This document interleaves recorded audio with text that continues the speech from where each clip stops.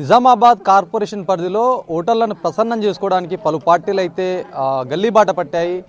11వ తారీఖు ఏదైతే ఎలక్షన్స్ ఉన్న నేపథ్యంలో సమయం కూడా దగ్గరకు వచ్చింది. ఈ నేపథ్యంలో ప్రచారం అయితే ముమ్మరంగా సాగిస్తున్నారు ప్రధాన పార్టీలు. ఇక్కడ కాంగ్రెస్ కావచ్చు, బీజేపీ కావచ్చు, బీఆర్ఎస్ కావచ్చు, ప్రచార రంగంలో దూసుకెళ్తున్నటువంటి సిచ్యువేషన్. మాట్లాడదాం. మేయర్ అభ్యర్థి మనతో ఉన్నారు, కాంగ్రెస్ సంబంధించినటువంటి అభ్యర్థి. మాట్లాడదాం, ఎట్లా ప్రచారం జరుగుతుంది, ఏం చెప్తారనే అంశం. మేడం చెప్పండి, ఎట్లా ప్రచారం ఎట్లా జరుగుతుంది? మీరు ప్రస్తుతం మేయర్ క్యాండిడేట్గా బరిలో ఉన్నటువంటి సిచ్యువేషన్, ఈ గల్లీలో మీరు కొత్తగా వస్తున్నారా? అసలు ప్రజలు ఏమని చెప్తున్నారు? మీరు ఎట్లా ముందుకెళ్తున్నారు ప్రచారంలో? ప్రచారం చాలా జోరుగా సాగుతుంది. మేము ఈ రోజే కాదు, నిన్న కూడా వచ్చాము. ఇది స్లమ్ ఏరియాకు నిన్న వచ్చాము, మొన్న వచ్చాము, తిరుగుతున్నాము. వాళ్ళకు అసలు కరెంటు లేదు, పాపం వాటర్ లేదు, ఫెసిలిటీ చాలా బాధ అనిపించింది చూస్తే. వాళ్ళు అసలు చాలా బాధపడుతున్నారు.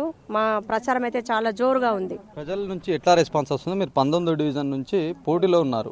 ఎట్లా ప్రజలందరూ ఏమని చెప్తున్నారు? అసలు కాంగ్రెస్ పార్టీ గురించి ఏమని మాట్లాడుతున్నారు? మీ గురించి ఏమని చెప్తున్నారు? కాంగ్రెస్ పార్టీ గురించి వాళ్ళకు రేవంత్ అన్నకే మేము ఈసారి చేతికే ఓటేస్తాము.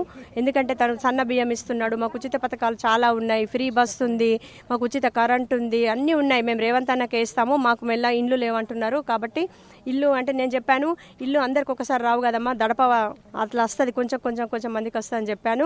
కాబట్టి వాళ్ళు సరే అమ్మ, మీరు ఎట్లా, మీరు మా వార్డు 19 వార్డు నుంచి అయితే గెలిపించిన తర్వాత మాకు ఫస్ట్ వాటర్ ఫెసిలిటీ ఇవ్వండి అని అన్నారు. నేను తప్పకుండా గవర్నమెంట్ నుంచి అందకుండా నేను నా స్వంత డబ్బులతో బోరే ఇస్తా అని చెప్పినాను. వాళ్ళకి హామీ ఇచ్చాను.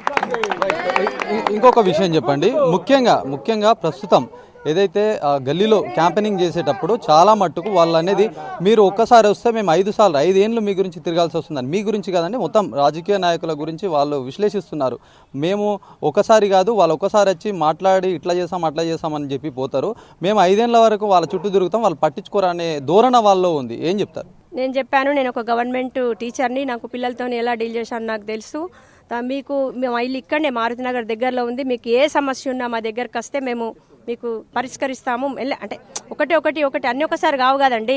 వాటర్ కానీ ఏది అండి, మీకు ఏది ముందు ఏది అవసరం, మున్సిపల్ పరిధిలో ఏది ఉన్నా మీకు చేయిస్తామని చెప్పాను. వాళ్ళు బీజేపీ నాయకులు ముఖ్యంగా మాట్లాడుతున్నారు. ఏదైతే 19వ డివిజన్ ముఖ్యంగా సమతారెడ్డి ఉన్నారో, వీళ్ళు సమంతారెడ్డి ఇప్పటి వరకు లేని మొండి బకాయిలు కోట్లలో ఉండడం, దాదాపు 8 కోట్ల బకాయిలు ఎలక్షన్ ముందల టికెట్లు తీసుకోనగానే మొత్తం కట్టేశారు. ఇన్ని రోజులు ఏమైపోయింది? మరి ఎట్లనే ఉంటే రేపు పొద్దున ప్రజలకు ఎట్లా ఉంటారు, ఎట్లా ప్రజల్లో వెళ్తారు, ఇవన్నీ ఎట్లా రాబట్టుకుంటారు అని చెప్పేసి క్వశ్చన్ రేజ్ చేస్తున్నారు. అయితే నేను 19 డివిజన్ అభ్యర్థిని, కాంగ్రెస్ సమంతారెడ్డి.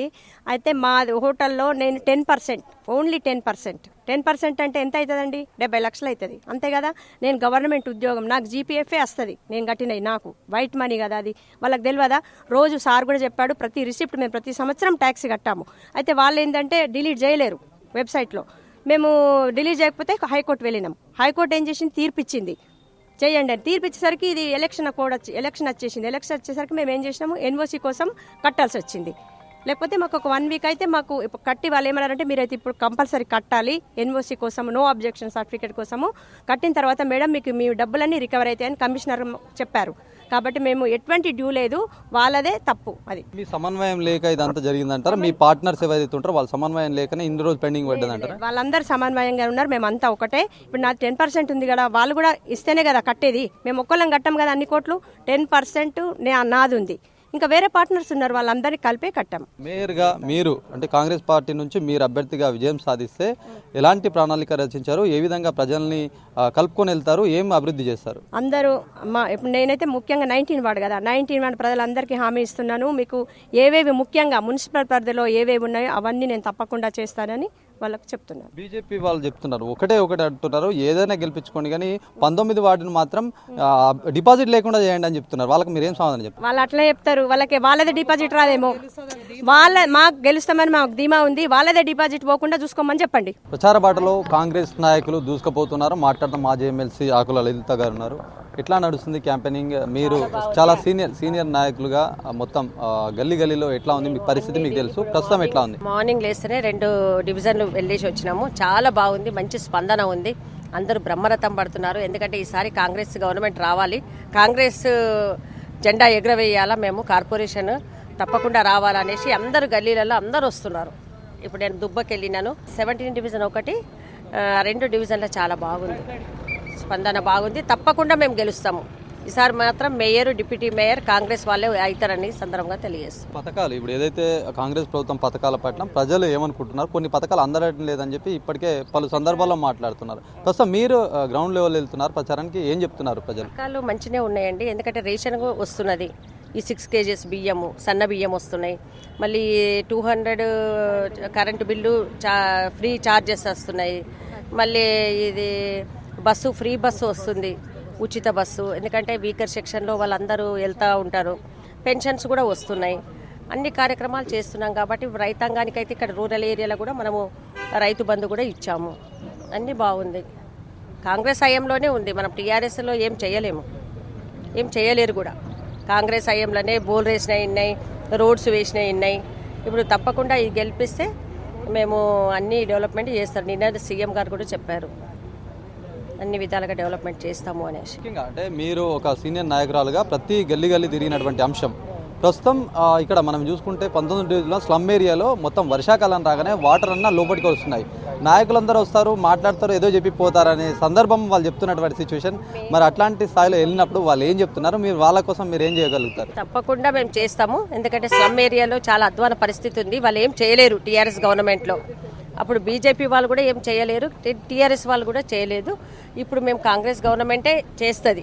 కాంగ్రెస్ మేయర్ ఉన్నప్పుడు కూడా చేశారు, మళ్ళీ ఇప్పుడు తప్పకుండా చేస్తాం. మేము ఎక్కడ సమస్యలు ఉన్నాయో దాన్ని స్పందించి తప్పకుండా ఈ వీకర్ సెక్షన్లో మొదలైతే రోడ్స్ కానివ్వండి, డ్రైన్స్ కానివ్వండి, మంచినీటి సదుపాయాలు.